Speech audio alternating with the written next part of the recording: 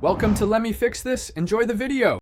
In this video, I will explain how to prepare your tax return. First, collect all your income statements like W-2s and Form 1099 and expense records. Next, select the appropriate tax forms for your filing status. Finally, identify eligible deductions and credits to minimize your taxable income and potentially increase your refund.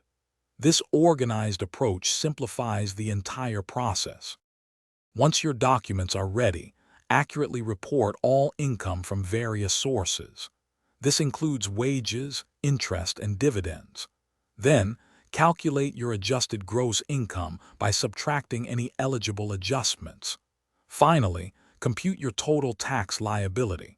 Compare this to your withholdings or estimated payments to see if you owe money or are due a refund. If you're finding this video helpful, please take a moment to subscribe and like it. On another note, for those busy days, make meal prep a breeze with these fantastic leak-proof containers. They're perfect for keeping your food fresh and organized. You can find the link to these and other great deals in the description below. Now let's get back to the video.